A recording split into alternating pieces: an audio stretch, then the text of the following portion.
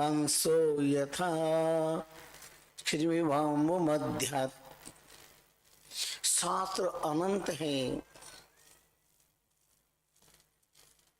विद्याएं अनंत हैं। अनंत शास्त्रम बहुलाश्च विद्या, नाना प्रकार की विद्या हैं। अल्पस्य कालो बहुविघ्नता च, समय जीवन का कम है और उसमें भी विघ्न बहुत है। तो यद सारभूतम तदपाश्रयम हंसोताक्षिम मध्यात्, ऐसे कठिन परिस्थितियों में सार को प्राप्त कर लेना चाहिए, ऐसा शास्त्रों का और महापुरुषों का सनातन मत रहा है। कैसे? दूध और पानी अगर मिला हुआ है तो हंस के अंदर विधाता ने ऐसी रचना करी है कि वो दूध को पी लेता है, पानी को छोड़ देता है। संत की वृत्ति भी ऐसे ही, सार को गहिल है और थोता दे उड़ाए। हमारे काम की चीज क्या है वो देखो ना, दुनिया तो बहुत बड़ी लंबी चौड़ी है। दुकानदार से एक व्यक्ति जाके पूछता है, सेठ साहब आपके यहाँ घी मिलेगा क्या? अरे क्यों नहीं मिलेगा, किराने की दुकान खोल के बैठा हूँ, घी मिलेगा। तो शक्कर मिलेगी? बोले मिलेगी। आटा? बोले मिलेगा। तो सेठ साहब आपके आटा है, घी है, शक्कर है, तो हलवा बना के क्यों नहीं बेचते हो फिर? सेठ साहब ने कहा, भैया जिसको हलवे की जरूरत होगा वह हलवाई की दुकान पे पहुंच जाएगा, पर मेरे यहाँ तो भिन्न भिन्न चीजें हैं। श्रृंगार प्रसाधन पर कई श्रृंगार की चीजें, जिसको जो चाहिए वो लो। जिसको पाउडर चाहिए पाउडर, क्रीम चाहिए क्रीम, लिपस्टिक चाहिए लिपस्टिक, नेल पॉलिश चाहिए नेल पॉलिश, जिसको जो चाहिए वो। अब कोई ये कहे कि साहब आप ये एक स्टेचू बना करके सब चौपड़ करके रख दिया करो। मिठाई की दुकान पे कई प्रकार की मिठाइयाँ हैं, पर जिसको जो पसंद है, किसी को गुलाब जामुन, किसी को रबड़ी, किसी को कलाकंद, किसी को मावाटी, किसी को चमचम, किसी को दिल जाने। आज भले या मुंह में पानी 1100 कर ले, आज तो पर मिठाई का नाम ले सकते हैं। तो नाना प्रकार की मिठाइयाँ हैं, किसको क्या पसंद है, क्या लेना है। एक ही भगवत गीता में संदेश सबके लिए नहीं है। ब्रह्मचारियों के लिए आदेश अलग है, सन्यासियों के लिए अलग है, गृहस्थों के लिए अलग है। अब एक ही सूत्र आप सब पे लागू करने के लिए अगर कोई प्रयास करेगा तो उसको बालकोचित अविवेक माना जाएगा अथवा मुड्डमती माना जाएगा।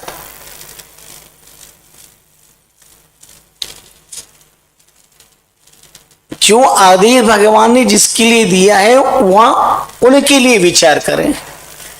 ये नहीं कि आदेश ब्रह्मचारी के लिए दिया आप गृहस्थाश्रम पे लागू कर रहे हो, गृहस्थाश्रम का आदेश संन्यास पे लागू कर रहे हो, ऐसा नहीं है। हमारे प्रत्येक शास्त्रों में, भागवत लंबा चौड़ा ग्रंथ है, 18,000 श्लोक है, तो 18,000 श्लोक किसी एक व्यक्ति के लिए है क्या? एक वर्ण के लिए है क्या? एक वर्ग के लिए है क्या?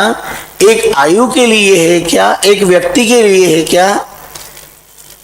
पर अज्ञानी व्यक्ति बात करते करते कहीं की ईंट कहीं का रोड़ा, और भानुमति ने कुनबा जोड़ा। ज्ञान खुद को नहीं है, पता नहीं कहां का कहां सुनी सुनाई इधर की फिट कर देता नहीं। शास्त्रों का गहन चिंतन करना चाहिए। स्वाध्याय न मां प्रभात, स्वाध्याय रोज करना चाहिए। नित्यम का मतलब क्या है? वो कि वही गीता रोज पढ़ने की जरूरत क्या, लेकिन स्वाध्याय रोज करने से भगवत कृपा से मति परिष्कृत होती है, दृष्टि स्वच्छ होती है, मन स्वस्थ होता है। दिल दिमाग दृष्टि को शुद्ध करना है तो कोई गंगा जल से, गंगा स्नान करने से नहीं। दो ही विषय संसार के अंदर है, एक शास्त्र स्वाध्याय करने से और एक भगवान नाम लेने से दिल दिमाग और दृष्टि की पवित्रता प्राप्त होती है। तीसरा कोई उदाहरण इस संसार में नहीं है।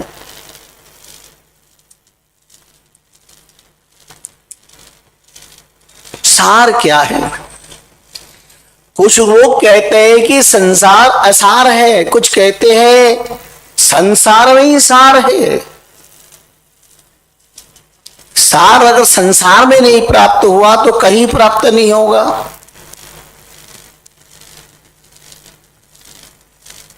सबकी अपनी अपनी अलग अलग मति है। मुंडेर मुंडेर मति बनना।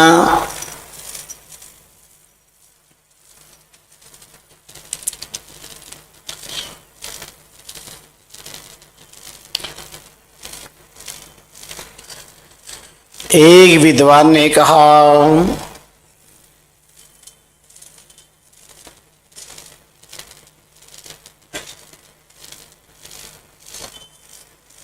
असारे खलु संसारे सारमेतत्रय स्मृतम्।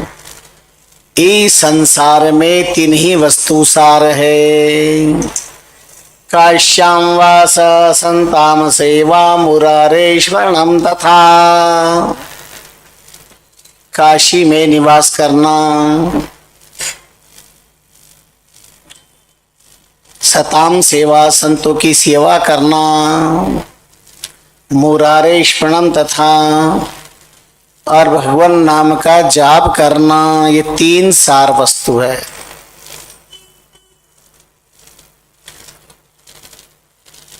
महाप्रभु रामचंद्र जी महाराज ने भी संकेत दिया है, तनधारी त्रय बात की ढील करो मति कोय। राम भजन साधु दर्श दत्तक करता सोई। दत्तक करता सोई जोई तन फिरता नाही। को चंचल को थीर कहाँ बन है चिन्माई। ताते कारत जीव को कीजे आतुर होए। तनधारी त्रय बात की ढील करो मति कोय। हे देहधारियों, मनुष्य मात्र को संबोधित करके कहा, मानव मात्र से कहा, अगर तुमने तन धारण किया है, शरीर प्राप्त किया है, तो तीन बात में ढील मत करना। और श्री महाराज तो सबसे पहली बात कहते हैं राम भजन। राम भज में कभी ढील न करें, विलंब न करें, कल पे न डालें, बाद पे न डालें कि अभी नहीं, दोपहर में कर लेंगे, शाम को कर लेंगे। अरे भोजन कभी भी कर लेंगे पर भजन तो अभी करेंगे, ऐसा मन के अंदर दड़बा होना चाहिए। पहले भजन, उसके बाद भोजन, उसके बाद सब काम। लेकिन कबीर के मर्म को तो हमने समझा नहीं। और दास कबीर का उल्टा ज्ञान, पहले भोजन फिर स्नान। अब मर्म तो हमने समझा नहीं कभी भी। और हम कबीर जी कह गए पहले प्रशांत पाओ, उसके बाद में सब काम करो।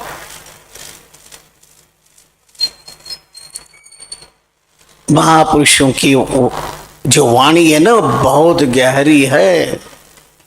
ऐसा बच्चों का खेल नहीं है कि हर कोई समझ ले। इन महापुरुषों की गुणार्थ से इनको समझना बहुत मुश्किल बात है। सदगुरु की कृपा के बिना उनके सत्य भाव को नहीं समझा जा सकता।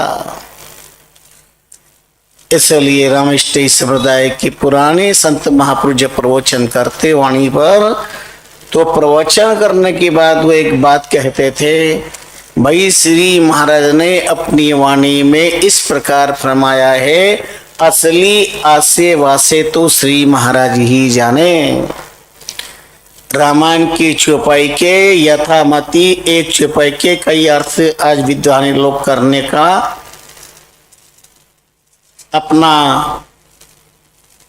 ये तो नहीं कहता मैं कि दम्भ रखते हैं, पर अपना ज्ञान चिंतन रखते हैं। पर रामायण की चौपाई का यही अर्थ है, दावे से कोई नहीं कह सकता सिवाय तुलसीदास जी के, क्योंकि रचना उन्होंने की है, वही बता सकते हैं सत्य। न जाने कितने मानस मर्म के संसार में अपने को तुलसी कहते हैं, लेकिन ओरिजिनल तुलसीदास जी क्या कहना चाहते। हाँ, शायद तुलसीदास जी का ऐसा विचार होगा, शायद तुलसीदास जी कहना चाहते हैं, तुलसीदास जी का ऐसा भाव होगा, ये अच्छी बात है।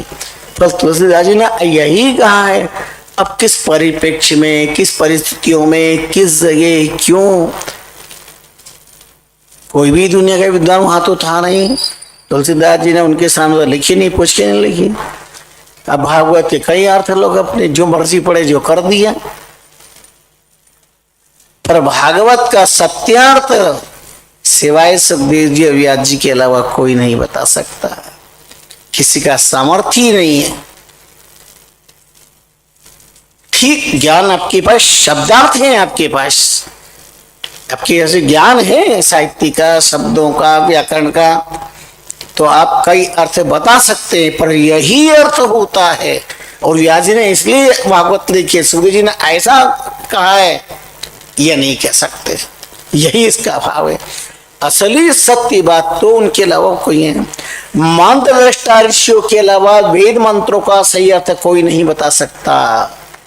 मंत्र दृष्टा ऋषि ही कह सकते हैं। वेदज्ञ महापुरुष, वेद के निघंटु निरुक्त व्याकरण को पढ़ने वाले उसका अर्थ बता सकते हैं, पर ऋषि ने यही कहा है, यही इसका अर्थ है, ऐसा दावा नहीं कर सकते। ये भी हो सकता है, बहुत अच्छी बात है। इसी प्रकार मैं ये कहना चाहता हूं, मेरा ऐसा भाव है, बहुत अच्छा, पर यही है भाव, ये मेरा अहंकार भी हो जाएगा, मिथ्या दम्भ भी हो जाएगा, और ये अपराध भी हो जाएगा, क्योंकि वहां तो उन महापुरुषों की तक पहुंच है क्या हमारी। वक्ताओं के संसार में रोज नहीं तरह वक्ता तैयार होते हैं। आजकल ये भी एक प्रकार से बहुत धड़ल्ले से व्यापार चल रहा है। ये तो बहुपार का विषय है। जिनको श्लोक भी ठीक से उच्चारण करना नहीं आता, सीख गए, चल पड़ा, चल गए। हमारे यहाँ तो जो चल जाए, जो चल जाए, पता ही नहीं क्या है क्या नहीं है। ये बड़ी विचित्र परिस्थिति है। कौन संत, किसको संत कहेंगे? संत की परिभाषा क्या है? हमारे यहाँ तो गृहस्थ भी कथा करता है तो हम संत कहते हैं। इसलिए संत किसी साधु का नाम नहीं है, व्याकरण के दृष्टिकोण से भी नहीं है। संत ज्ञान की सर्वोच्च अवस्था का नाम है। ज्ञान की सर्वोच्च अवस्था का नाम संत है। एक गृहस्थ को सर्वोत्तम ज्ञान है तो वो भी संत है। अर्थात जो संताप का अंत करे वो संत है। आचार्य परशुराम चतुर्वेदी ने उत्तर भारत की संत परंपरा की बड़ी पुस्तक लिखी है। उस पर कई परिभाषाएं दी है, कई शास्त्रों का प्रमाण दिया है। मानस में संत की कई परिभाषा है, शास्त्रों में कई परिभाषा है। समस्या का समाधान करे वो संत, दूसरों को कभी न सताए वो संत, कोई कितना सताए सहन कर ले वो संत। घर में भी रह करके अगर पत्नी सहन करती है तो पत्नी भी एक संत है, वो सब कुछ सहन कर रही है। पति सहन करता है तो वो भी संत, पिता सहन करता तो संत, बच्चे सहन करते सहन करे वो संत। सहिष्णुता जिसके पास है,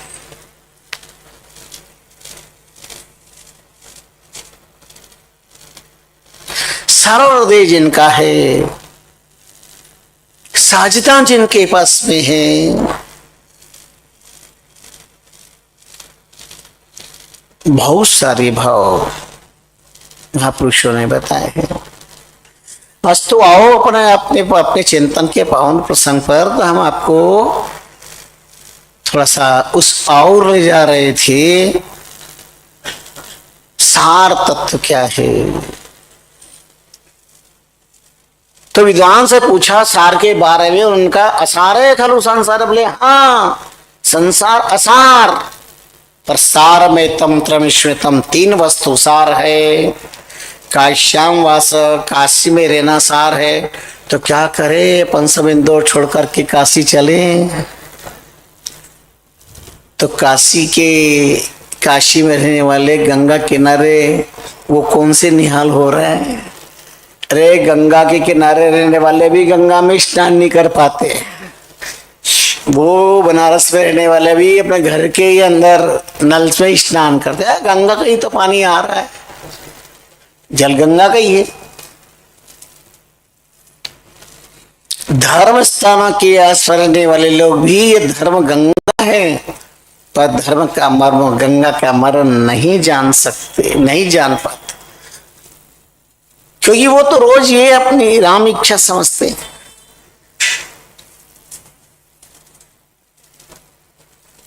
इस मर्म को नहीं जान पाते।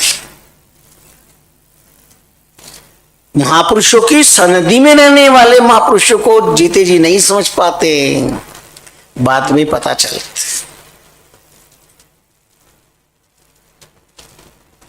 सत्य का अनुभव समय के साथ चलता है। फिर पछताए क्या होते जब चिड़िया चुग गई शायद। अब एक व्यक्ति 12 साल तक काशी में निवास किया,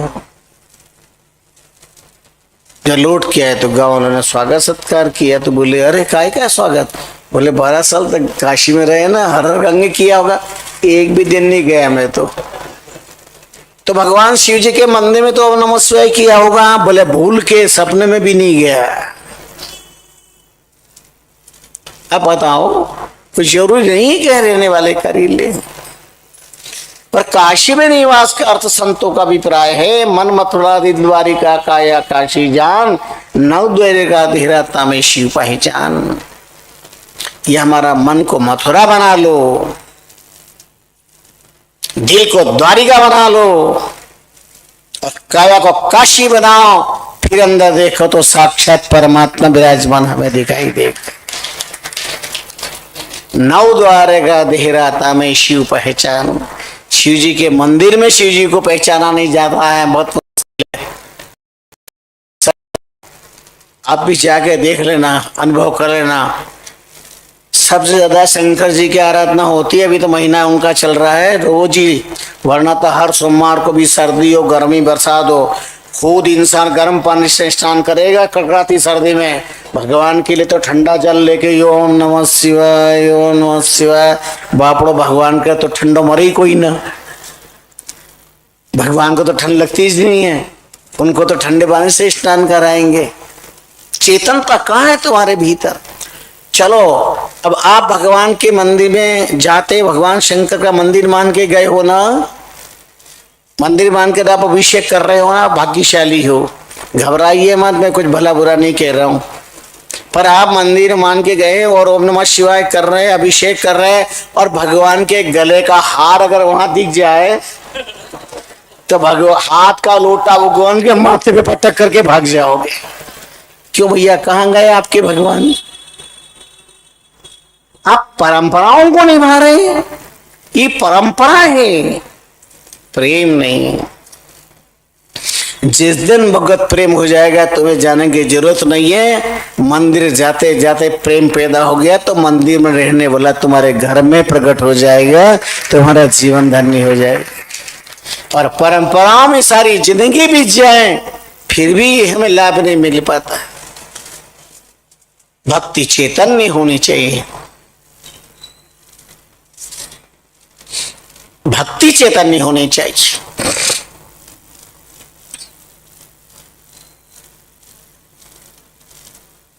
काश्याम वास सताम सेवा मुरारेश्वरणम तथा संत सेवा और भगवान नाम स्मरण। तो सब का अलग अलग अपना है। सार तत्व के बारे में बहुत सारी बातें फिर समय के साथ बताएंगे। आज बहुत सारी बात आपके बीच में कहने का मन करता है। आइए आपकी आस्था की थाली में सार वस्तु क्या है? सारे सार एक सार सारा श्री राम का नाम तिहु लोक प्यारा। केवल इस लोक में नहीं, एक व्यक्ति के लिए नहीं, त्रिलोक में राम का नाम प्यारा है। वो ऐसा है पूरे पूर्णानंद भरपूर, पूरे भरपूर रहा पूर्णानंद राम नाही का हो न्यारा। जैसे अपना कपड़ा है, अब इसमें ढूंढो कि धागा कहाँ है, तो लगे पागल, धागा कहाँ नहीं है। पहले मैंने एक शब्द बताया था, मैं इसलिए बार बार याद दिलाता हूँ आपको याद रहे। और दूसरा खतरा ये कि मैं नहीं भूल जाऊं। कंचन पूछे भूषण पूछे कंचन कहाँ, और पट कहे कहाँ है सूत, और पंडित कहे ब्रह्म कहाँ, तीनों भय कपूत। सोने के आभूषण पूछे कि इसमें सोना कहाँ है, अंगूठी का है सोने की, इसमें सोना कहाँ है, सोने की चेन का, इसमें सोना कहाँ है, कपड़ा का है कि इसमें धागा कहाँ है। और ब्राह्मण वंश में जन्म लेके कि ब्रह्म ईश्वर से बेकार की चीज कुछ मैं नहीं मानता, तीनों भय कपोत। कबीर उनको लताड़ते हैं, कबीर उनको जम करके थप्पड़ लगाते हैं कि कपूत पैदा हुए संसार के अंदर। जानने वाला व्यक्ति कहता कि परमात्मा कहाँ है। अगर तू है तो परमात्मा है, तेरा होना ही इस बात का प्रमाण पत्र की परमात्मा है। उसकी सत्ता है इसलिए तू देख रहा है, सत्ता है इसलिए बोल रहा है, सत्ता है इसलिए सुन रहा है, सत्ता है इसलिए चल रहा है, सत्ता है इसलिए हाथ पैर हिल रहे हैं, सत्ता है इसलिए सोच रहा है, जो कर रहा है, जो कुछ हो रहा है तो सत्ता है इसलिए। वरना लोग कहते तब सत नहीं है। शरीर जब थक जाता कुछ काम तो क्या कहते हैं, सत नहीं है। सत का अर्थ क्या हुआ, सत नहीं मतलब क्या, अब लगता है कि अब सन विच्छेद होने वाला है।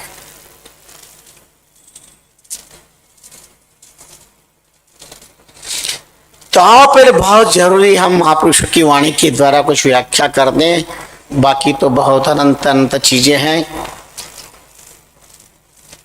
कबीर जी से जरा संपर्क करते हैं, जरा टेलीपैथी द्वारा। टेलीपैथी शोल्डवाद है, आत्मवाद है। टेलीफोन बॉडीवाद है। टेलीफोन के लिए शरीर चाहिए, लेकिन टेलीपैथी के लिए आत्मा, भीतर का कनेक्शन चाहिए।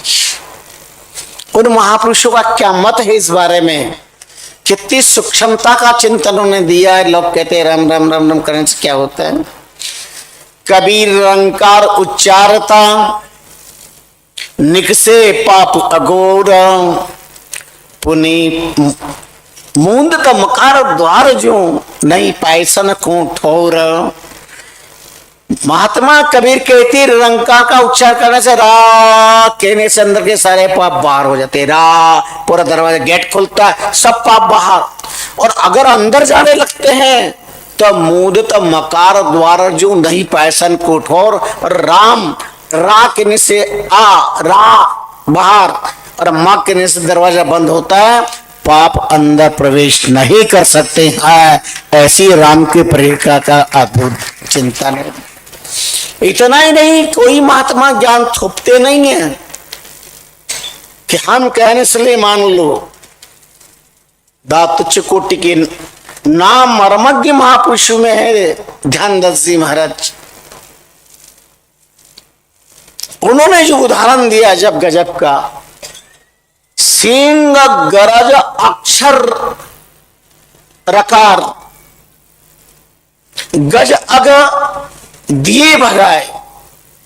ध्यानदास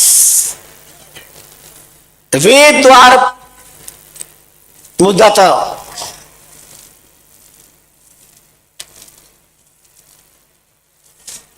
रकार सिंह की गर्जना है और गज पाप है।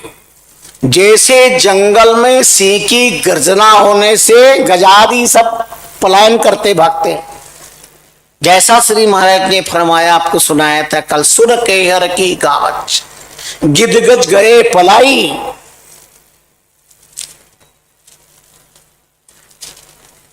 जंगल के जीव पलायन करते हुए नजर आते, सिंह की गर्जना सुनकर कांप जाता पूरा मन प्राण। ऐसे रकार सिंह की गर्जना है, सारे पाप रूपी इस शरीर के अंदर के जंगल के जीव भागते नजर आते। ध्यानदार से इधर के मो कपाट लगाए और मां जो है वो दरवाजा बंद होता है तो अंदर पाप प्रवेश नहीं कर सकते। पहुंचा पहुंचा एक मत, अन पहुंचा मत और। तमाम महापुरुषों ने एक मत में इसको स्वीकार किया। आपके चिर परिचित जन जन के आदरणीय मानस रचयिता तुलसीदास जी कहते, तुलसी राके उचरत ही। तुलसी राके उचरत ही, एक बार पाप गया मिलाए। तुलसी राके उचरत ही, रा केरे से एक बार सारे पाप निकल जाते, पुनः प्रवेश न कर सके, मकार किवाड़ लगाए, फिर मकार का दरवाजा लगाने से अंदर प्रवेश नहीं कर सकते।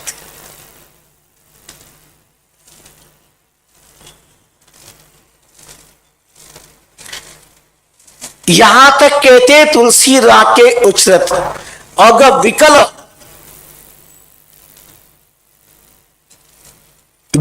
भगे जो अग भगे जो माए।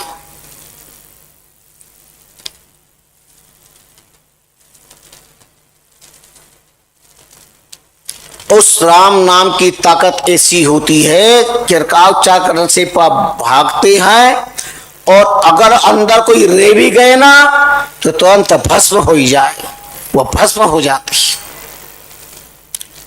क्योंकि रकार अग्नि है,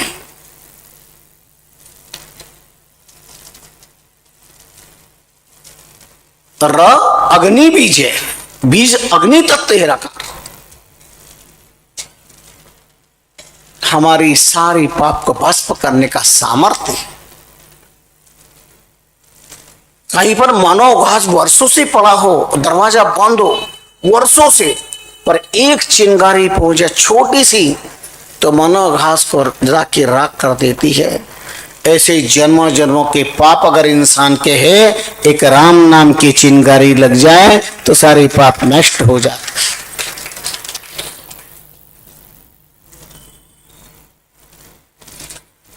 और सुनिए आप बड़ी सुंदर सुंदर बातें, क्या सुंदर प्रमाण महाभारत और मानस में तो ब्रह्म राम ते नाम बड़ा वरदायक वरदान।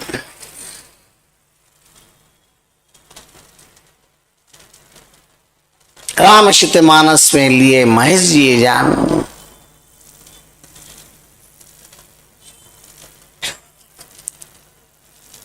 अब कई लोग कहते हैं हम राम को नहीं ब्रह्म को मानते, साहब राम राम नहीं हम ब्रह्म। चलो तुम ब्रह्म को मानो, हम तुम्हारे इस ब्रह्म की निष्ठा पे अपनी सहमति के सकारात्मक हस्ताक्षर करते हैं। पर वो तो बोलो रकार मकार हटा के ब्रह्म बोल के बताओ, रकार मकार हटा के ब्रह्म बोल के बताओ। राम कहे सो ब्रह्म है, ब्रह्म कहे सो राम।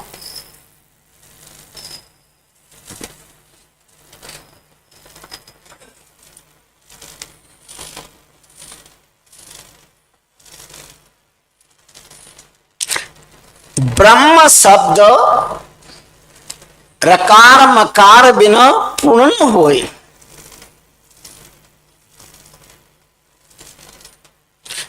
रकार मकार बिना वह कहे सब कोई। अगर ब्रह्म से र और म हटा दो तो ब्रह्म नहीं बोल सकते, बह शब्द कहना पड़ेगा। राम बिना बह शब्द है, ब्रह्म कहिए ताय। बिल्कुल डंके की चोट कहना चाहते हैं।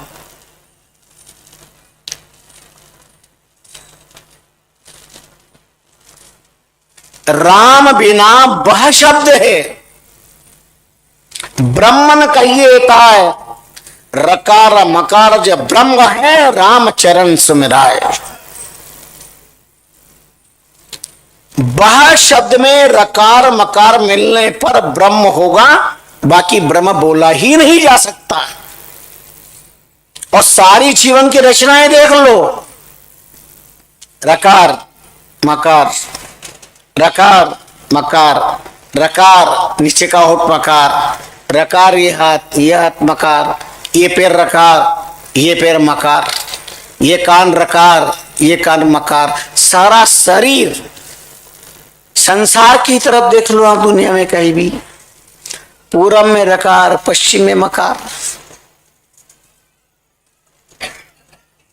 शास्त्र में रकार, कुरान में रकार, पुराण में मकार। इस्लाम के प्रथम पैगंबर रसूल रकार, अंतिम पैगंबर मोहम्मद मकार, रकार मकार की सृष्टि। जैन संस्कृति में प्रथम तीर्थंकर ऋषभ जी रकार, अंतिम तीर्थंकर महावीर मकार। कहां रकार मकार नहीं है। और बड़े मजे की बात तो यह है कि एक फार्मूला कई बार सुनाते रहते हैं, जिसको भगवान के नाम में अस्तानी वो अपने ही नाम लिख ले। अब अपना अपना नाम याद कर लो और अपने नाम में कितने अक्षर याद करो, जोड़ लो। मैंने नाम याद कर लिया इंदौर का। इंदौर में कितने अक्षर हैं? 3.5। अपन 4 मान लो, क्योंकि न तो नारायण का प्रतीक है। हमारा इंदौर ईश्वर का प्रतीक है। ईश्वर कौन है? नारायण है।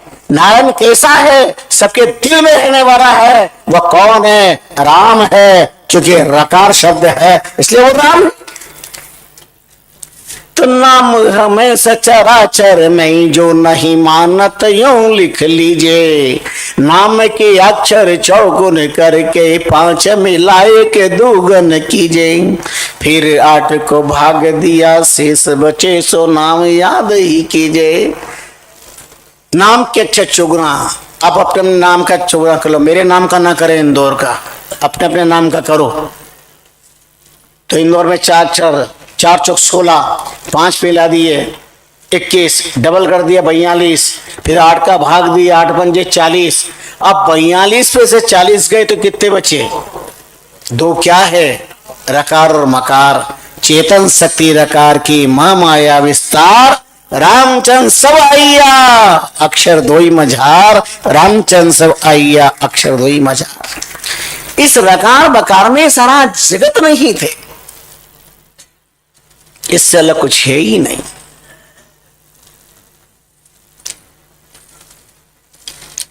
ऋग्वेद में रकार, यजुर्वेद में रकार, सामवेद में मकार, अथर्ववेद में रकार। अब कोई भी नाम ले लो, जड़ चेतन सब में रकार मकार है।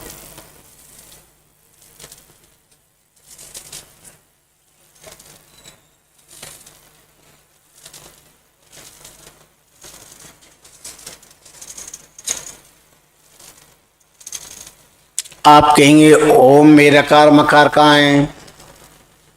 आजकल तर्क की दुनिया है, लेकिन जरा बौद्धिक व्यायाम करो। ऊड़ा का सिर पर चढ़े रकार मकार जसोय।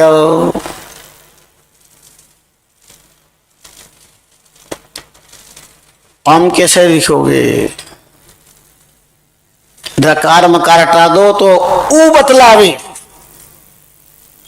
ओम होगा ही नहीं। स्वामी रामचंद्र जी महाराज ने 250 साल पहले आंख खोली है। उड़ा का सिर पर चढ़े रकार मकार सोई।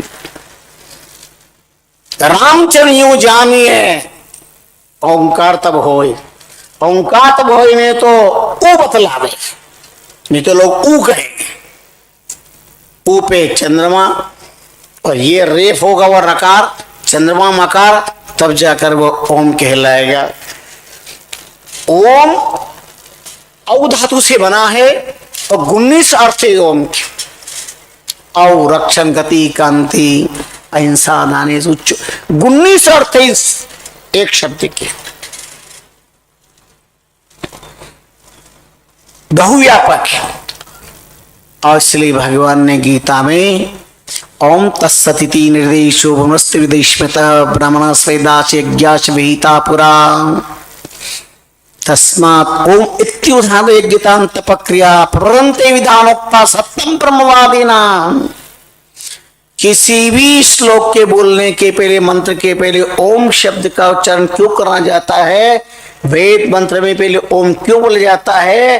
कि वेद मंत्र की सरलता भी भगवान नाम से है। भगवान नाम का उच्चारण करने से मंत्र मंत्र हो जाते हैं, इसलिए पहले ओंकार शब्द का उच्चारण किया जाता है। नाम है परमात्मा के अनंत नामों में, और वो ओंकार का उच्चारण करने से पवित्रता प्राप्त होती है, बल प्राप्त होता है सत्कार्य में। ओम तत्सदिति निर्देशो ब्रह्मस्त्रिविदेशमेतः ब्राह्मणास्तेन वेदाश्च यज्ञाश्च विहिता पुरा। कोई भी कार्य हो उसके अंदर ओंकार का प्रयोग करना भगवान अपने श्री मुख से फरमा रहे हैं गीता के अंदर।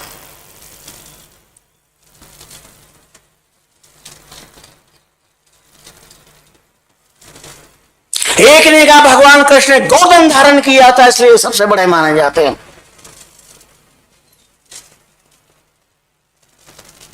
राम ने क्या धारण कर लिया?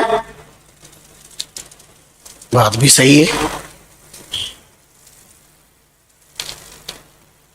उनकी भी हम आंखें खोलना चाहते हैं।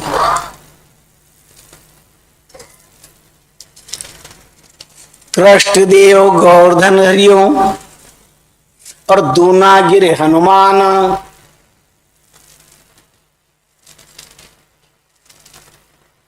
शेषनाग जन मेदिनी, अब करिए किसका ध्यान? हनुमान भक्त है और कृष्ण देव अवतार। शेषनाग सुमिरन करे राम राम निरंकार। और हाँ, स्वामी संदास जी महाराज ने गजब का तर्क दिया फिर। कृष्ण देव ब्रज राखी, गोवर्धन को धार। कृष्ण देव ब्रज राखी, गोवर्धन को धार। संत दास तीन लोक रथ कोन आधार। भगवान कृष्ण ने द्वापर युग में गोवर्धन को धारण करके ब्रजभूमि की रक्षा करी, पर तीन ही लोक किस आधार पर टिका हुआ है यह तो बताएं कोई। सतयुग में किस आधार पर टिका है? त्रेता में किस आधार पर टिका हुआ है? और द्वापर में तो रक्षा कर ली, कलयुग में किस आधार पर टिका हुआ है?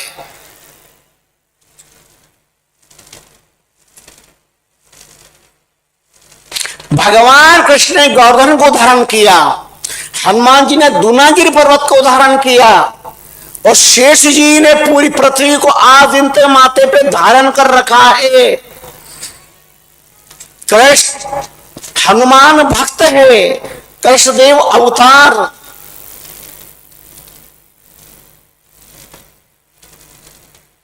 शेष नाग स्मरण करे राम राम निरंकार। अब बताओ, आपने सुना अच्छी तरह से,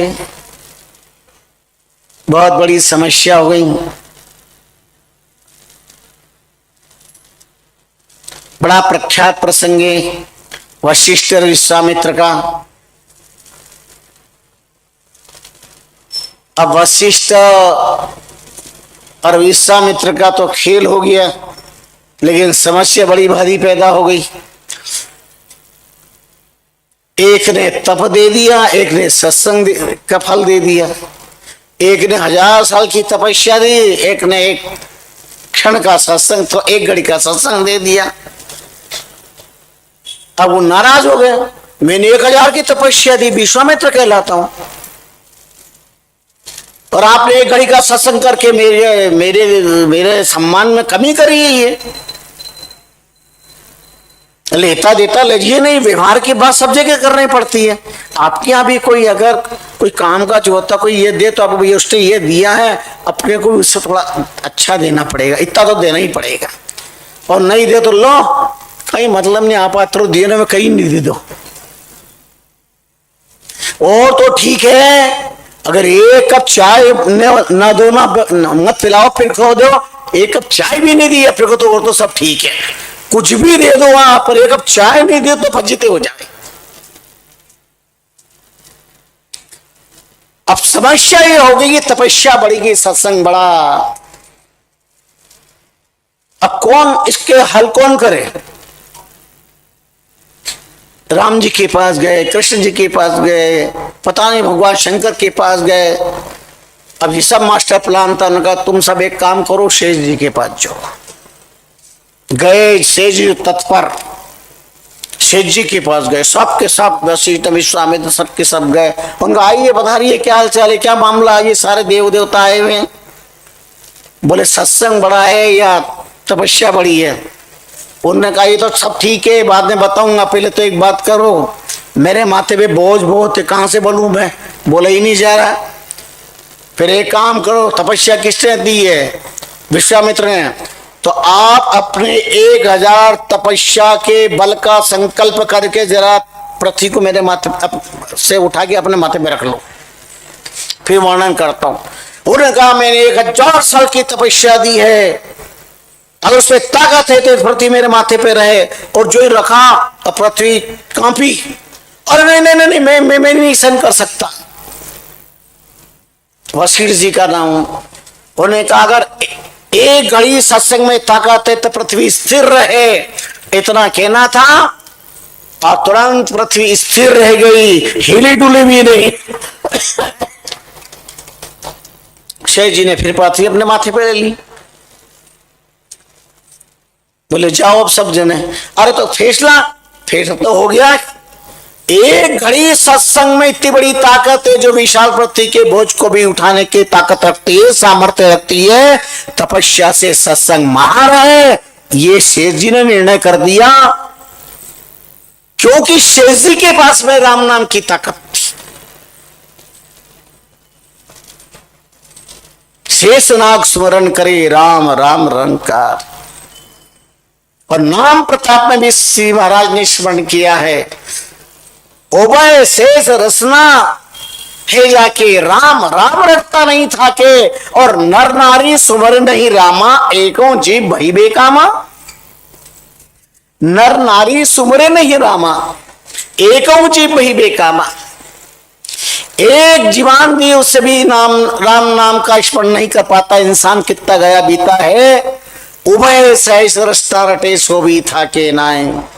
2000 जीवान शेष जी की, और 2000 जीवान से निरंतर सतत राम राम राम राम राम राम राम राम का अखंड जाप करते हैं। उस राम नाम के प्रताप से विराट पूरे भूमंडल को अपने मस्तक पर धारण रखा है। ये है नाम की ताकत, ये है ब्रह्म की ताकत।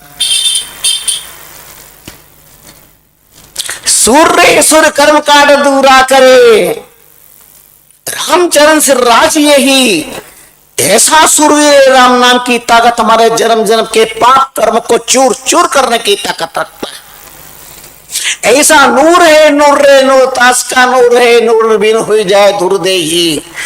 राम नाम के प्रकाश के सामने, तेज के सामने सारे तेज फीके लगते हैं।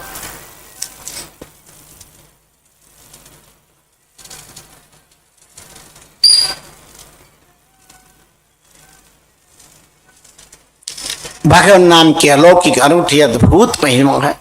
कितने उदाहरण प्रमाण आपके संचित न कहा जाए, और कोई भी विषयों की व्याख्या एक दिन तो हो ही नहीं सकती। ये सब सैंपल नमूने हैं आपके सामने। एक एक सब्जेक्ट में कई कई दिनों तक अपनी चर्चाओं का विषय रहता है।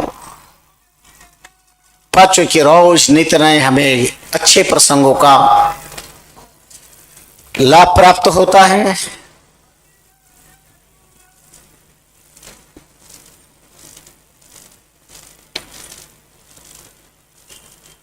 राम जी अवतारी एक ही अयोध्या तरी, दुष्टन को सताए भक्ति राज सो जमायो है। क्या सुंदर वर्णन किया है महापुरुष। राम जी अवतारी एक ही अयोध्या तारी, दुष्टन को सताए भक्ति राज सो जमायो है। राम इति अंक दोई, याही ते अधिक जोई। ये दो अंक है खाली राम। राम इति अंक दोई, यहीं ते अधिक जोई। राम नाम लेवे को वेद में बतायो है। यश नाम मद यश, राम नाम जपते मुक्ति भवति।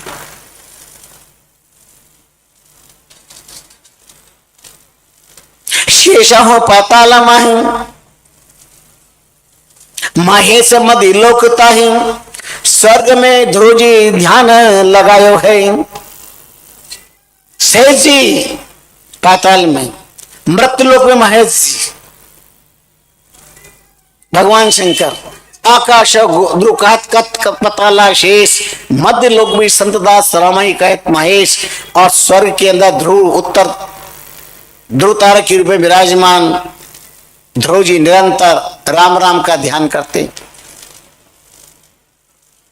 रघुनाथ गमन जानो, इतते अधिक मानो। कैसा सुंदर वर्णन हमारे महापुरुषों ने कहा है, किया है।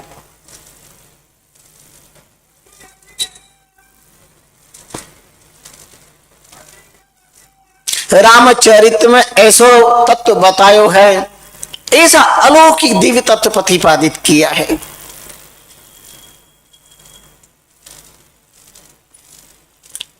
और 10,000 चौपाई से संपन्न मानस ग्रंथ कष्ट के बाद 4 पंक्तियों में बेनी कवि ने गजब कर दिया।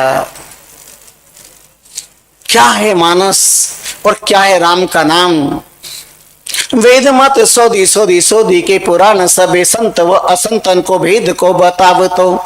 कपटी कुराई कुर कली के कुचाल जीव कौन राम नाम की चर्चा चलाव तो। बेनी कवि कहे मानो मानो पतित यह कौन पगा नहीं में प्रेम उपजाव तो। भारी भाव सागर उतार तो कवन पार, जो फिर रामायण तुलसी हुन गाव तो। बेनी कवि कहे मानो मानो, तुम स्वीकार करो इस बात को। इस महान हृदय में कौन प्रेम बुझाओ तो। भक्त हृदय में कौन प्रेम पैदा करता राम के प्रति। ये एक संत की महत्ता है, संत की तपस्या का प्रताप है, तुलसीदास जी की तपस्या का प्रताप है। आज कौन मानस से प्रेम नहीं करता है, और मानस के राम से कौन अनुराग नहीं करता है।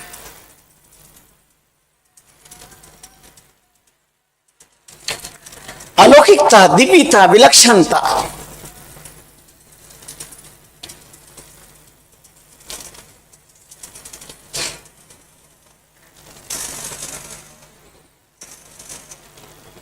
एक व्यक्ति ने आके कहा, खट में देखी खट्टापटी, चारों बदियों ने चोक, 18 में आटा गनी, 2 नव्वा ने धोख। महाराज इसका अर्थ क्या। नहीं बोलो, दोहे में सुनना चाहते हो कि अर्थ में। बोलो दोनों में सुनो। खटकी मिटगी खट्टापटी, चारों बंदियों चौक, 18 की आठी मिठी, दी दुआ ने धोख। खट किसको कहते हैं, 6 शास्त्र को, उसमें खटपट बहुत है। 18 में आटिया गनी, 18 में आटी बहुत है। 18 पुराण में 21 ब्रह्म है। 18 पुराण में 21 ब्रह्म है। ओरिजिनल ब्रह्म कौन।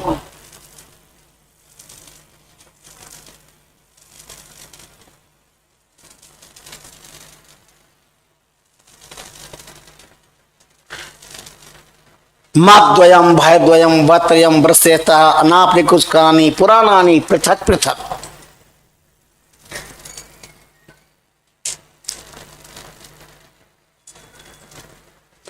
इसलिए इन सबकी समस्या का मिटाना तो 2 नव्वाने 2 व्याकरण पढ़ लो, सबका अर्थ समझ में आ जाएगा। हमने कहा व्यक्ति को एक व्याकरण पढ़ने का टाइम नहीं है और न इतना कोई पढ़ना चाहता व्यक्ति आज के युग में, इसलिए खटकी मिटकी खटापटी चारों बंधी न चौक। तो हमने कहा चारों बन गई चौक। 4 कहते हैं वेद को। अपनी संस्कृति की मूल ग्रंथ क्या है? वेद। बड़ा दुर्भाग्य है आज, किसी इस्लाम के जायज से पूछो तुम्हारा इष्ट ग्रंथ, वो कहेगा सिनातान के कुरान शरीफ। किसी ईसा से पूछो तो ईसाई से पूछो तो कहेगा बाइबिल। किसी जैन बंधु से पूछ कहेगा जिनवानी। पर हिंदू से पूछोगे तुम्हारे ग्रंथ कौन से, उन्हें नहीं मालूम कि हमारे मूल ग्रंथ कौन से है। कहाँ पहुंचे हम? चारों वेद, ऋग्वेद, यजुर्वेद, सामवेद, अथर्ववेद, ये मूल हमारे वेद। तो खटकी खटापटी मिट गई, श्री महाराज की कृपा हो गई। चोक कहते ध्यान को, चारों वेदों का सार हमें मिल गया। 18 की आंटी मिट गई, दी दुआ ने धो नमकार को प्रणाम कर लिया, सब कुछ प्राप्त हो गया। रकार मकार को प्राप्त कर लिया, सब कुछ मिल गया। नाम लिया तेने सब किया, जोग यज्ञ रुजाप। जिसने नाम का आशय प्राप्त कर लिया, सब कर लिया।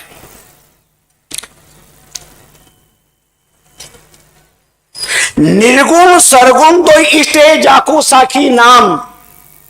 निर्गुण सरगुण दो इष्ट जाको साखी नाम। नाम बिना मार्ग चले कौन सो आवे गाम। कौन सो आवे गाम खड़ियारो समझाताई। खोजो चारों देश खेग्रिताई जाई। नाम बिना हिरत फिरो कहो कोई न पावे ठाम। निर्गुण सरगुण दो ही इष्ट है साखी जाको नाम। अब जाना है साहब किसी गांव में, अब गांव का नाम नहीं मालूम हो तो। एक व्यक्ति था, भूलने की बहुत आदत थी,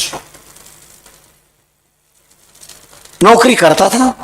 सेठ साहब ने कहा जा राजस्थान जा, और जयपुर के पास में एक गांव है, उसका नाम है लालसोट ग्राम। नाम आप लोग याद रखना भाई, क्या नाम याद रखना, नाम था लालसोट ग्राम।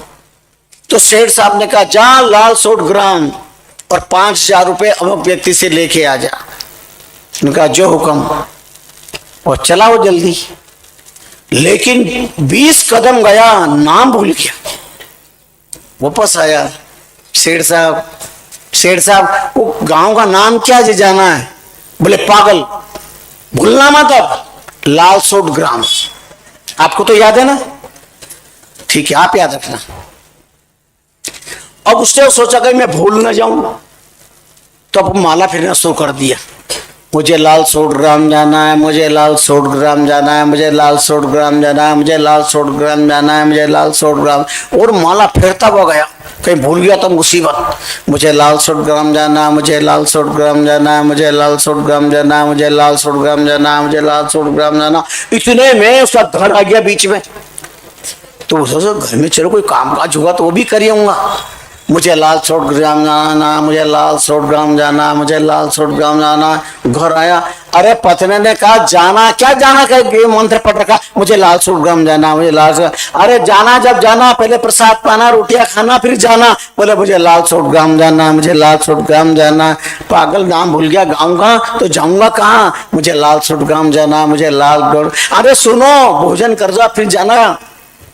कहावत है मेवाड़ की, राजस्थान की, रोटो लेके जाना, मुंडो लेके नहीं जाना। जो पहले भोजन कर लो। अरे मैं भूल जाऊंगा नाम। बोले मैं याद रखूंगी, चिंता मत करो। उसने भोजन परोसा, तब तक उसने याद रखा मुझे लालसोट ग्राम जाना, मुझे लालसोट ग्राम जाना। अब उसने भोजन परोस दिया, बोले मैं याद रखती हूँ, आप भोजन करो। अब उसने माला फिरना शुरू किया, उसको भी याद नहीं रहता था। तो अब उसने कहा इन्हें लालसोट ग्राम जाना, इन्हें लालसोट ग्राम जाना, इन्हें लालसोट ग्राम जाना, इन्हें लालसोट जाना। पर मौसम अच्छा था, मिर्ची के पकोड़े बनाए थे। तो पत्नी ने कहा लो ये मिर्ची के पकोड़ा लो, बढ़िया मैंने बनाए। और जैसे मिर्ची के पकोड़े परोसने लगी वो नाम भूल गई वो, और बंदा पाने में भूल गया, वो परोसने में भूल गई, वो पालने में भूल गया। और तो पापू आकर के थोड़ा रेस्ट किया, फिर चलूंगा। और रेस्ट करते एकदम झटका लगा, अरे मुझे कहीं जाना था, मुझे कहीं जाना था। पत्नी को बोला ए इधर आ, मुझे कहाँ जाना था? अरे हाँ आपको कहीं जाना था, आपको कहीं जाना था, आपको कहीं, इनको कहीं जाना था, इनको कहीं जाना था। अरे वो तो सब ठीक है, अरे जाना कहाँ था मेरे को? अब वो याद कर रहा मुझे कहीं जाना था, मुझे कहीं जाना था, मुझे कहीं जाना था। तू बता जल्दी, तूने कहा था मैं याद रखूंगी। अब गांव का नाम नहीं होगा तो जाऊंगा कैसे? और काम नहीं होगा तो नौकरी गई, और नौकरी गई तो छोकरी भी गई, मेरी तो जिंदगी गई। बता जल्दी कहां जाना था? अभी बताती, सिर खुजला, इनको कहीं जाना था, इनको कहीं जाना था, इनको कहीं जाना था। अरे बता ना, इनको कहीं जाना था, इनको कहीं जाना, जल्दी बता कहां जाना था। बताती, तू ऐसे नहीं बताई, ठेर अभी आता हूं मैं। घर में गया, सोटा लेके आया, और सोटा लेके पकड़ा और घुमाया, जल्दी बता मेरे कहां जाना था। सोटा मार मार के सिर लाल कर दूंगा। और घुमाया, ठहरो ठहरो, सोटा मार के सिर लाल कर दोगे ना, लालसोट ग्राम जाना था। देवी अच्छा क्या नाम बता दिया गाँव का, जीते जी तेरी कपाल क्रिया हो जाती है भैया। अब बताओ, एक गांव के नाम ने पत्नी के प्राण बचा लिए, तो भगवान का नाम हमें जन्म मरण से क्यों नहीं बचाएगा, जीवन क्यों नहीं धन्य करेगा? एक गांव के नाम इतनी बड़ी ताकत है, बोलो आप। तो भगवान नाम के तड़ा समर्थ,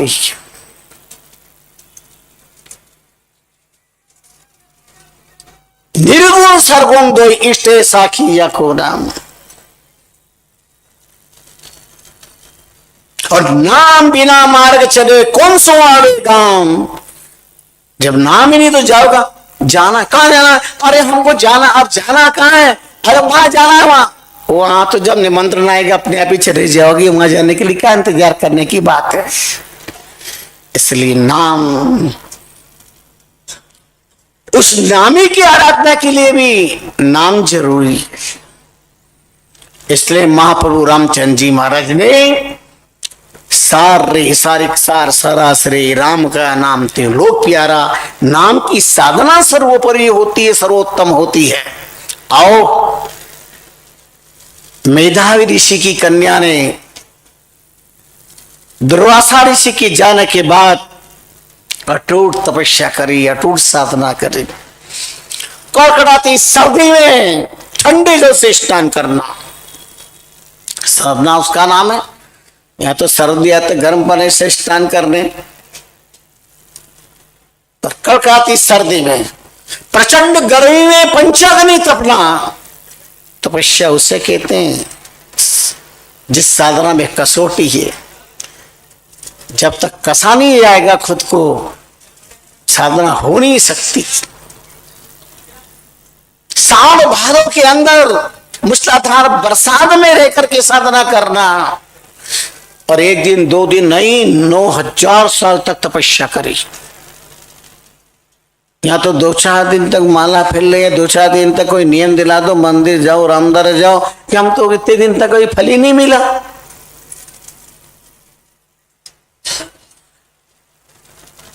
9000 साल किसे कहते हैं? और 9000 साल के बाद अवरदानी त्रिनेत्र चंद्रमौली भगवान शंकर प्रसन्न हो गए। बलदेवी क्या चाहिए? प्रभु त्राहिमाम त्राहिमाम, आप अंतर्यामी नाथ। शरीर क्रीश कमजोर, पर भगवान के दर्शन करते ही चेतना आ गई। अब भगवत अर्चना करी, भगवत पूजन किया। परम्मा जगदम्बा पार्वतीनाथ प्रसन्न हो जाते हैं। हम तुम्हारी साधना से प्रसन्न, जो चाहे सो मांग लो, मांग लो, मांग लो, जो चाहे सो मांग लो।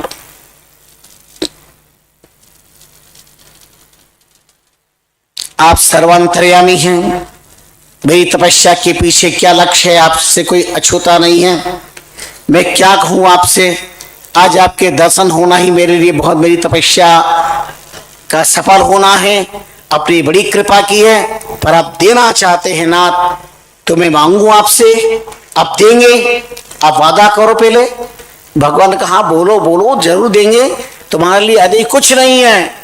तो ने कहा ठीक है, पतिम देही मह्यम, पतिम देही, पतिम देही, पतिम देही, पतिम देही। 5 बार उसने कह दिया मुझे पति दे दो, पति चाहिए, पति चाहिए, ना अन्य, इसके अलावा मुझे कुछ भी नहीं चाहिए। भगवान उर्धानी ने कहा देवी, तुमने कठोर तपस्या साधना करी है और मांगा है, और तुमने 5 बार पतिम देही कहा है, इसलिए जाओ, तुम्हें 5 पति प्राप्त होंगे, 5 पति की पत्नी होगी। उसने कहा प्रभु ये क्या कर रहे हैं आप? एक पुरुष 5 पत्नी रखे, संसार का नियम चल सकता है, पर पत्नी 5 पुरुष रखे।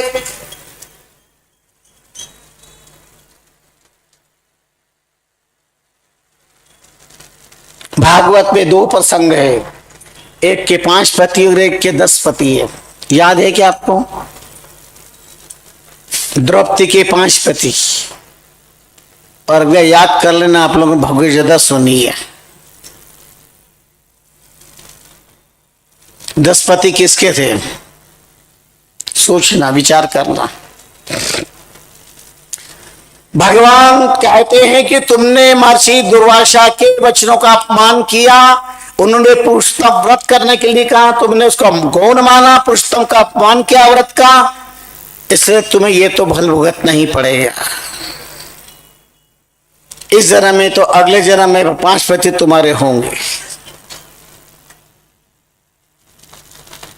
लेकिन इतना संशोधन है कि सब बलवान होंगे, देव पुरुष होंगे,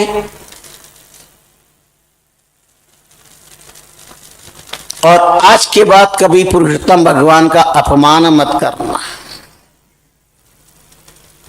तुम्हें महात्मा दुर्वासा ने कहा था, तो तुमने उनकी बात का खंडन किया, भगवान पुरुषोत्तम का अपमान किया, ये ठीक नहीं है। जिसने भी अपमान किया, उनके जीवन में कभी भी भगवान का अपमान करने वालों को कभी भी स्वप्न में भी सुख नहीं मिला है। और कदाचित कोई अपवाद मिल गया रावण को इत्यादि का, ऐसे अपवाद भी है, तो इनके परिणाम बहुत भयावह भी है, पर वह भगवान के विरोध करना भी उनकी अंतर्भक्ति थी,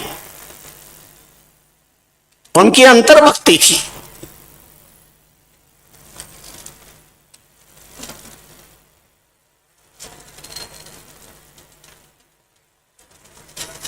समझावत है लंकपति रानी, बेर बेर वही राम आएंगे जिनकी रानी घर आनी है। तब बोला अभिमानी, सुन प्रिया भई वीरानी, मेरी मौत की निशानी मैं भवानी जान आनी है। मैंने जानकी का परण अन्य भावना से नहीं किया, ये मेरी मुक्ति की निशानी है, ये शक्ति मेरा कल्याण करने वाली है। अगर मैं नहीं लेके आता, तो भक्ति को नहीं लाता, तो राम नहीं आते, और राम नहीं आते तो मेरा उद्धार नहीं होता।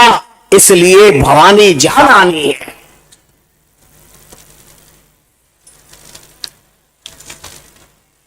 रावण के अपहरण के बाद, इतने समय के बाद में भी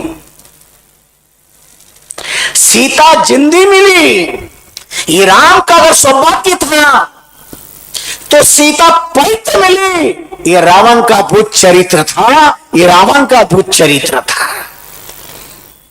इतिहास के पृष्ठों पर जरा चिंतन की नजर भी पेनी डालना।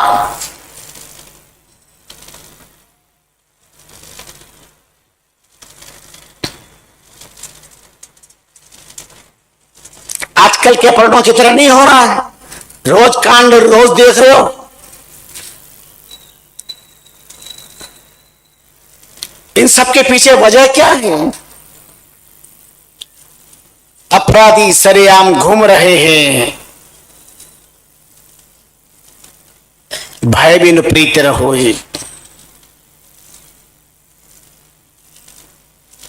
लचीला संविधान समाज को त्रास देता है, अंधा कानून विडंबनाएं पैदा करता है।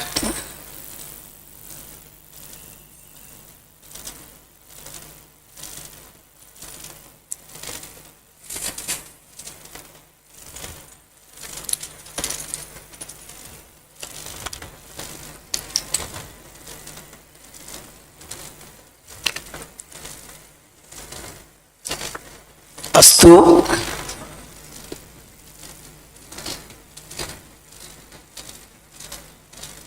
भगवान वरदान देख के अंतर ध्यान हो जाते हैं, उसे बड़ा आश्चर्य होता है। पर अब क्या कर सकते, कृते प्रयत्ने को अत्र दोष हो। क्रियमान करिए नहीं प्रारब्ध ले भोग, संचित पर भजन कर यूं छोटे भवरो।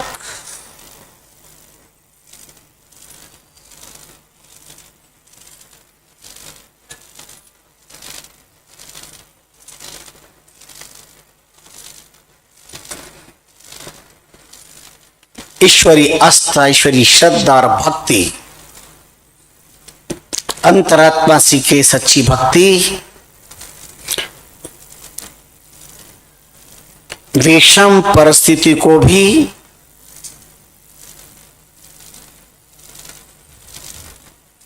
अमृतमय वातावरण में बदल देती है, दुख को सुख में बदल देती है, अभाव को प्रभाव में बदल देती है। ये सारे कथानक इस बात के प्रतीक हैं। हमारे सातवें प्रमाण भले ही अतीत के हो, आज के साक्षरवाद के युग में प्रश्नवाचक चिन्ह लगाते हो, लेकिन गहराई से सोचेंगे तो आज भी अक्षर सत्य है।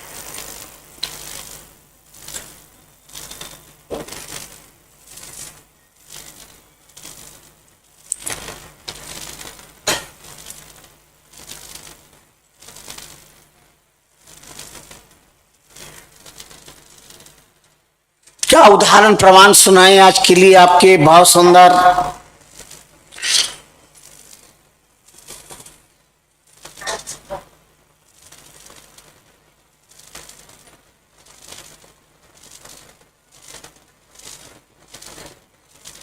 एक राजा रानी के अवस्था प्राप्त पर संतान मिली, लंबे समय तक संतान नहीं, पर भगवत कृपा हुई और संतान मिली। इसलिए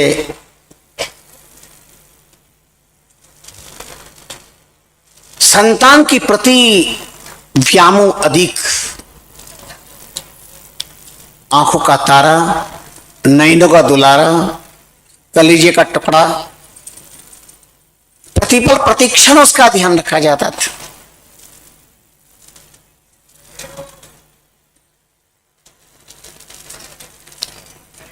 और धीरे धीरे राजकुमार 15 साल का हो गया और एक दिन अचानक रोगाक्रांत हो गया। और रोगाक्रांत हो गया तो रोग के लिए अनेक डॉक्टर वैद्य बुलाए, राजा थी, उनके लिए क्या संभव था, लेकिन रोग मुक्ति नहीं मिली। राजकुमार के नयन नहीं खुलते हैं।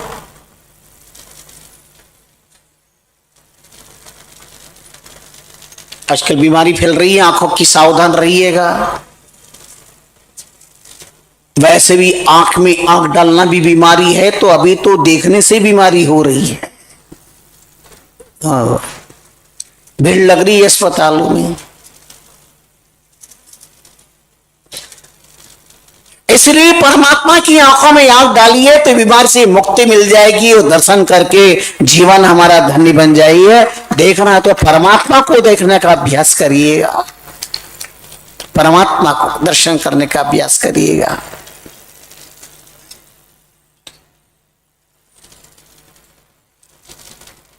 अति साधना का पर्व चल रहा है, सावन का महीना एक एक दिन कम हो रहा है, और ये अधिक मास भी कल 11 से, कल के दिन अंतरराष्ट्रीय रामष्टी समुदाय की परंपरा के अनुसार भी 1 महीना कल पूर्ण होने जा रहा है। इंदौर में है तो 1 महीने 4 दिन हो जाएंगे, लेकिन परंपरा से चातुर्मास 4 महीने का, उसमें से बोनस का समय था वो तो पूरा हो गया, और कल से फिर अपना चातुर्मास प्रारंभ, क्योंकि 3 महीने का चातुर्मास होता है। कल एकादशी है, और देखते देखते महीना निकल गया तो क्या 3 महीने, जिंदगी के इतने बसंत बीत गए, तो इन 3 महीनों का क्या गिनना न क्या पता ही नहीं चल पाएगा कब चौमासा पूरा हो गया। 1 महीने पहले स्वप्न था, और 4 महीने बाद फिर स्वप्न हो जाएगा, 3 महीने बाद स्वप्न हो जाएगा। पहले ये स्वप्न का चौमासा होगा, चौमासा होगा, और फिर ये स्वप्न हो जाएगा कि चौमासा हो गया, चौमासा हो गया, चौमासा हो गया। लोग कहेंगे पता ही नहीं चल चौमासा हो कब गया, न दिन का पता चलता, न रात का पता चलता, न सुबह का, न शाम का।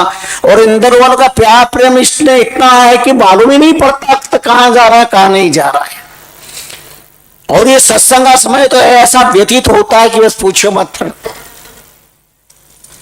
पर आपकी श्रद्धा निष्ठा को जितना धन्यवाद दिया जाए उतना ही कम है। अधिक मास, अधिक से अधिक फलान, ये 4 दिन बाद आधा अधिक मास भी बीत जाएगा पूर्णम, और 18 तारीख को अधिक मास भी पूरा हो जाएगा। अधिक से अधिक हमें सत्संग मिले, ज्ञानार्जन हो, भक्ति हो, नामस्मरण हो, यही लक्ष्य, यही ध्येय।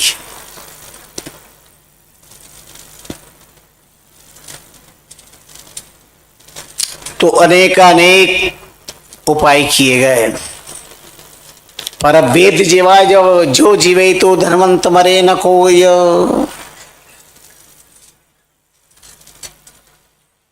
सत्ता संपत्ति के बल पर अगर आयु का खजाना बढ़ता होता तो शायद धनाढ़ लोग अजर अमर हो जाते, लेकिन संभव नहीं है। गिन में लिया गिन ले उसी घाट बात लेवे नहीं।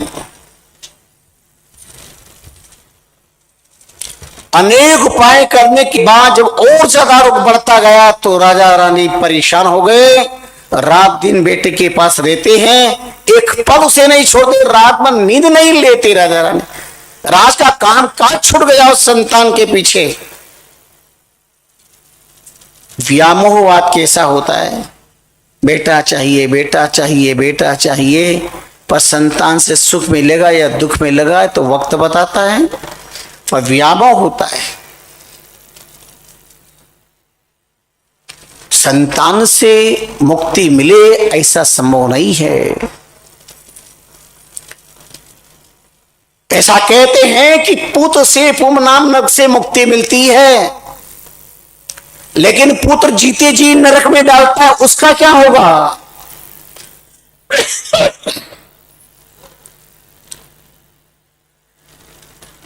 कितने कष्ट में डाल देता है।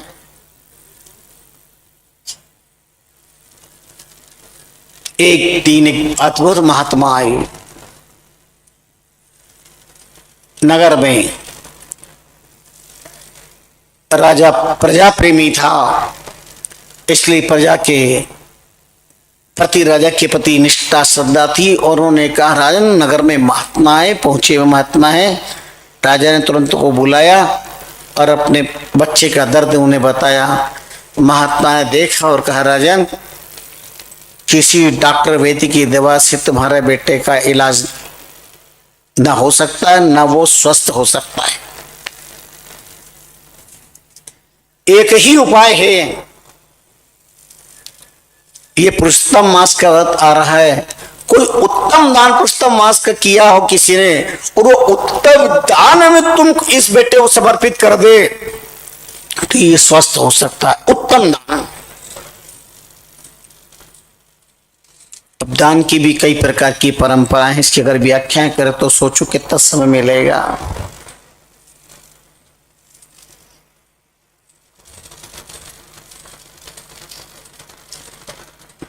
दातव्यम इति यद दानम दीयते अनुपकारिणे देशे काले च पाते च तद दानम सात्विकम श्वेतम। दातव्यम इति यद दानम देना चाहिए,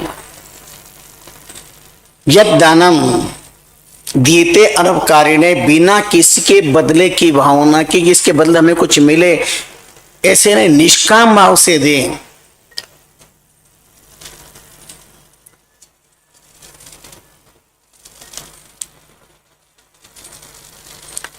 देशे काले चे पाते चे तद दानम सात्विक श्वेतम, वो सात्विक दान कहलाता है। यत्तु प्रत्युपकारार्थम फलम उद्देश्यवापना दीते च परिक्लिष्टम तद दानम रासम श्वेतम, इसके बदले हमें मिले। प्रत्युपकारार्थम फलम उद्देश्य वापना, और देने में कष्ट हो रहा है। मीन मांगे दूध बराबर मांग कर लेवे पानी, लड़के लेवे खून बराबर गोरख बोले बानी, वह राजस दान कहलाता है। और आदेश काल ये पात्रम मदारम दिए थे, पात्रता का ख्याल नहीं, समय का ख्याल नहीं। आदेश काल है यत पात्रम मदानम दिए थे अनुपकार, वो तामस दान कहलाता है। गीता के 17वें अध्याय के अंदर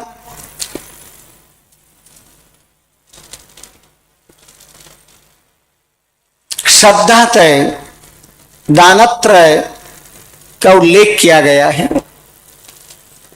भगवान ने अर्जुन के निमित्त बनाकर के गंभीरतम चिंतन दिया। पात्रता का भी ध्यान रखना चाहिए, हम किसको क्या दे रहे हैं।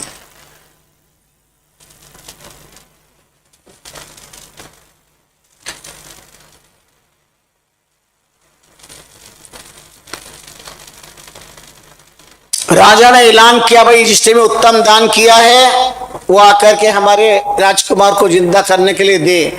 और कई लोग, हम मानी बड़े बड़े लोग आए जिनको पुरुषोत्तम वास का व्रत किया था, उनका हम ये दान करते, हम ये दान, हमने ये व्रत किया, ये दान देते। और कई लोगों ने आके किया, लेकिन राजा को, राजकुमार को कोई असर नहीं हुआ, ठग गए सब।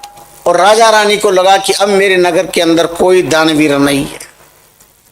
इतने में एक मटमैले कपड़े पहनी हुई, मटमैले कपड़े पहनी एक महिला, जिसको देख के नफरत आती थी, तेलन थी, और राज कर्मचारी ने उसको हटा दिया एक तरफ।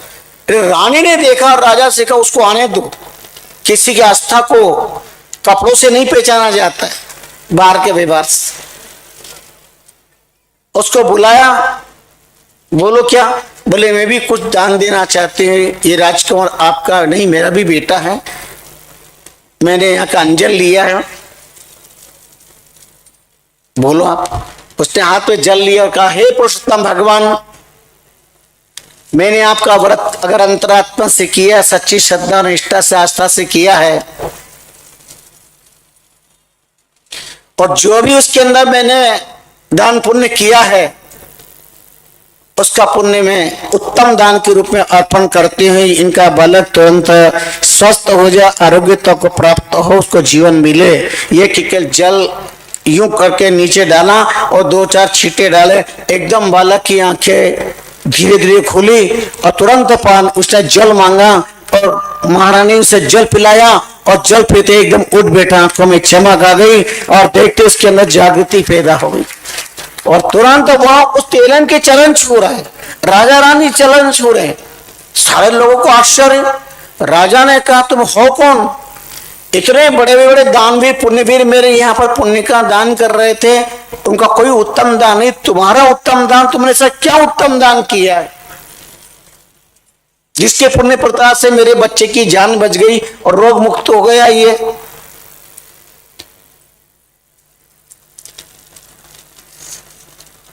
उसने अपने जीवन का अद्भुत पुण्यदान क्या किया वो बताया, लेकिन मैं आपको कल बताऊंगा, क्योंकि समय ने जवाब दिया। कैसे इतिहास हमारे अंदर हृदय को छू लेते हैं, कल आपको श्रवण करवाएंगे।